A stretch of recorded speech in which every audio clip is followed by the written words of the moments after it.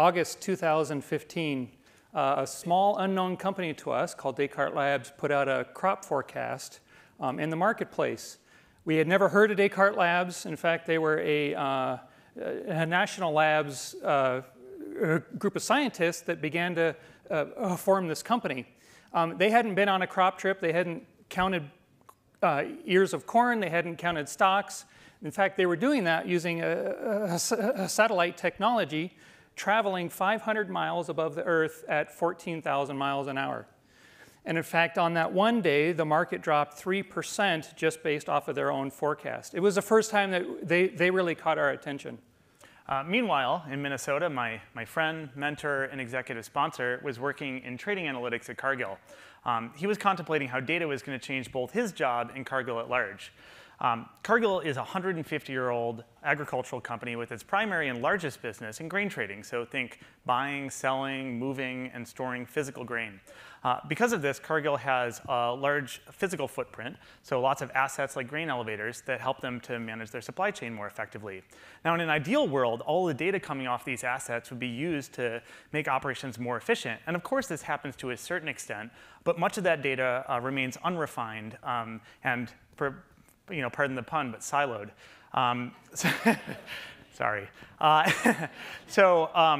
Obviously, using this data would be very effective for Cargill's business, but lots of new data was coming online also. So think drones and satellites, and this gives a much more complete picture of the supply chain. James' great insight here was that it wasn't optional for Cargill to do this, that it was an imperative. So if a little company like mine, with a bunch of physicists in New Mexico, was able to come up with such an accurate corn number in less than a year, then what can competitors see in the supply chain? So what James needed was a partner to help make Cargill data animated. So 153 years of continuous operation. If you look through the history books, you're going to see fingerprints of adopting technology all across that history. And I love this picture. This is a 1950s IBM computer. We were an early customer. We actually use this to optimize the way we formulate feed for our customers. Fast forward to about 3 years ago, and I began to see this convergence of external data sources, sensors, and AI really becoming a product that we could leverage together, bring our internal data and match that with that. It was time to meet with Descartes Labs. We got a meeting set up with them to go to Santa Fe, landed, got a rental car, put their address in the GPS, ended up at the Santa Fe government building. A little perplexed as to why we were there, went inside. They had got a conference room inside there. Just to set the scene a little bit for this meeting, there's folding tables, bottles of water, and snacks that they had bought at the local gas station. The Wi-Fi that we used was actually from the REI store that happened to be next door. To be fair, we had a very small office. We spent 4 hours talking about how can a small company like that with their group of really smart scientists solve some of our big problems.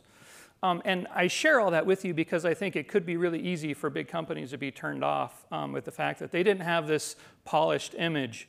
And in fact, in their time that they had formed the company, they'd actually used that effort to build this back end and make sure that they were really good at their technology. And I think it's really easy for big companies right now, as there's a lot of companies out there promising that they're going to bring you big data technologies, AI, ML, all of the different buzzwords that people promise. And I think it's challenging for big companies to know exactly who do you partner with. And that was definitely the case for us.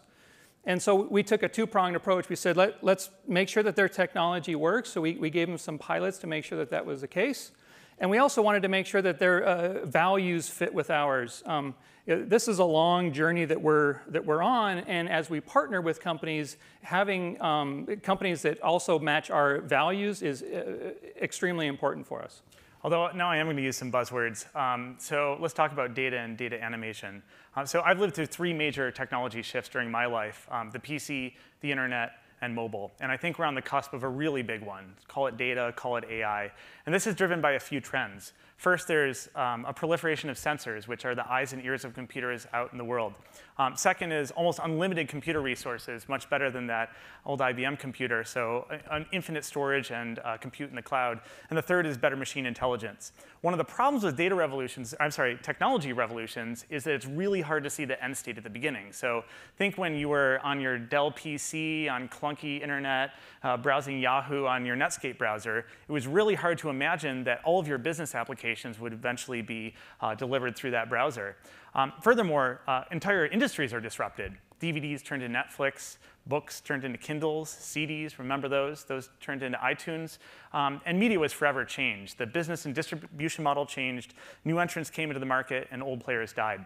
Now, if you look at some digital-first companies like Google, we can start to see what a data-animated company looks like and the kind of products they might build on top of it. So Google is a data refinery for web data. They built a search engine on top of this. And one of the hallmarks of a data refinery is this flywheel that starts. So because it's so good, you use Google more, which means they get more data, which then they pump back into the search engine and makes it better. And this is a virtuous cycle that begins and creates a durable competitive advantage, which means it's really hard for a company, even with the resources of Microsoft, to compete with Google. Now, Cargill, of course, they can't digitize corn, right? It's a physical good.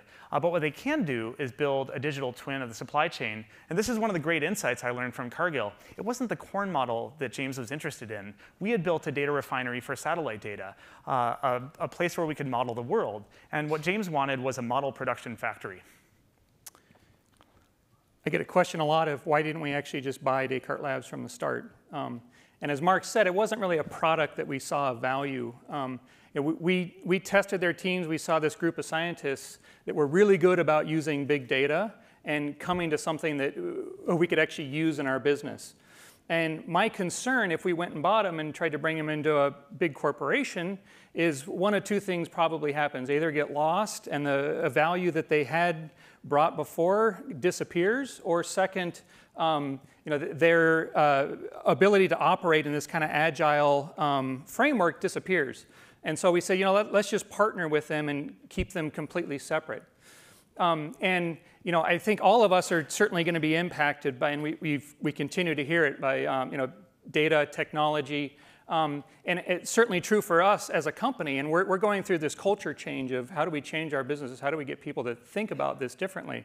And I think this has been the real value of having a partnership like this, is we're able to test things with them. We throw them really hard problems. They bring the answer back to our business. And instead of doing this big shock and awe with our business, we're actually able to bring them tangible examples of how to use this technology to actually improve what they do. I think it's funny because James talked about not wanting to turn us into Cargill, and yet every day I think about how we can make Descartes Labs a company that can sustain for a century. And one of my observations about Cargill is that values are really important to them.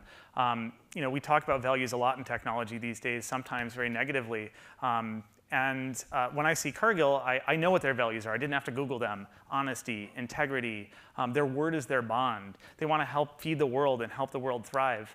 And I try to integrate values like that into Descartes Labs.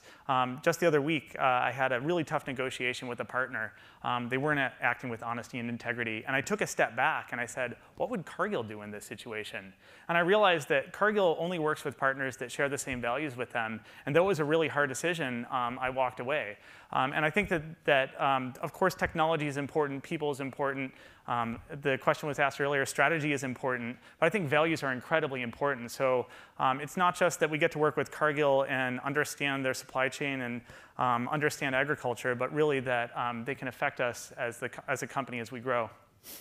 So 2 final comments. Just as we've worked together, 2 very different companies. I think the one thing is there's a temptation by large organizations when they work with small ones is to try and make them like you. And for us, that was we really resisted that temptation. Secondly, I think as for all the large companies that are in here, I think the temptation or the fear is we see all this technology that's happening all around us, and it can cause us to question how we operate. And I think my challenge to that is all of us became great for one reason or another, and don't lose sight of your focus on the business, but rather look at technology and ways to bring that in. Thank you very much. Thank you.